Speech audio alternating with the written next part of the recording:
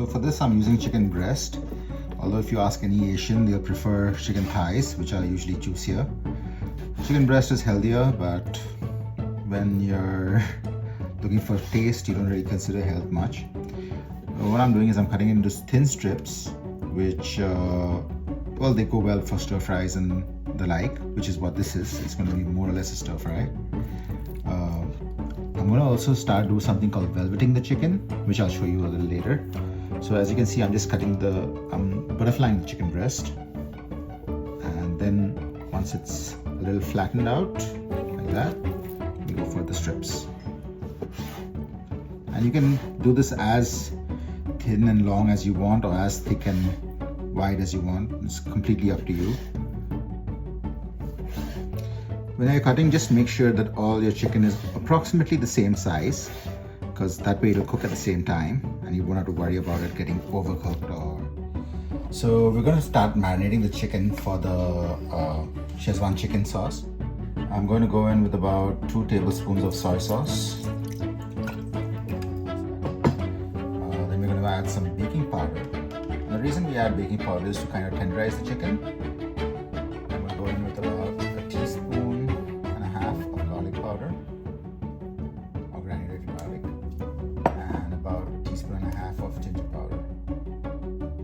And I'm just going to mix all that up and leave that to marinate for about half an hour or so. And this is just to get the flavors into the chicken at the same time, and the rest of the flavor will come from the sauce that we provide. Now we're going to do the main part, which is the frying of the chicken. I'm going to use some of the oil that we have made from the Sichuan oil. I'm going to use about roughly 2 tablespoons of the oil. And remember, it's Chinese cooking, so it's high heat. We're just going to put it on the highest heat possible and let that heat up for a bit. Ideally, you would be doing this on a wok over a propane flame, but well, we are on electric. So we're just going to let that heat up and we'll get our other ingredients ready.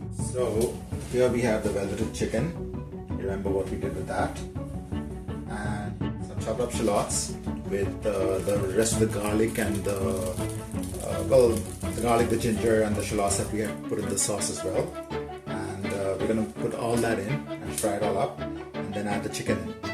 So it's going to be really fast, and you can add other vegetables, like I would suggest peppers maybe, if you're using either green, red or yellow peppers.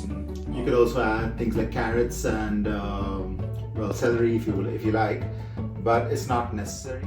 So if you look here, you can see that the oil is already heated up quite a bit. We're going to wait for a little while longer. So now we are ready. You can see that it's almost smoking. So I'm going to add the onions in, the last onions. You can see what I've done here is I just cut the shallots in quarters and just kept them very large. And don't worry about separating them, just separate that. Now the trick to Chinese cooking is always the wok K that they call, and you use the wok. So it's supposed to be a spot area of high heat and the surrounding area is slightly cooler. So I try to imitate that by constantly stirring. It's not the best way to do it, but it's the only option we have, and it turns out pretty well, I would say. You can see that the garlic that we use in the oil is completely soft. So it matches up that way. Now you have your onions all softened up. I'm going to add the chicken in here.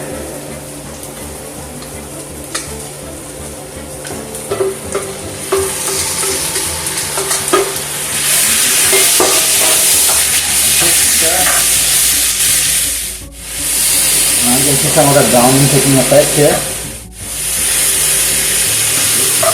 Hold it off the heat. I'm going to add in about 3 to 4 tablespoons of chili sauce.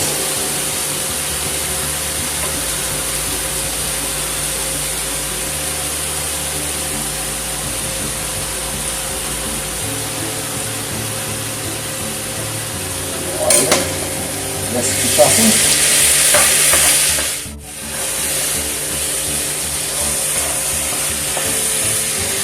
There you have it, folks. That's the Sichuan chicken almost done. Just make sure it's nicely cooked, completely too. Use the basmati, that works well too. Completely your preference. Just plain steamed rice is great. There you have it, Sichuan chicken.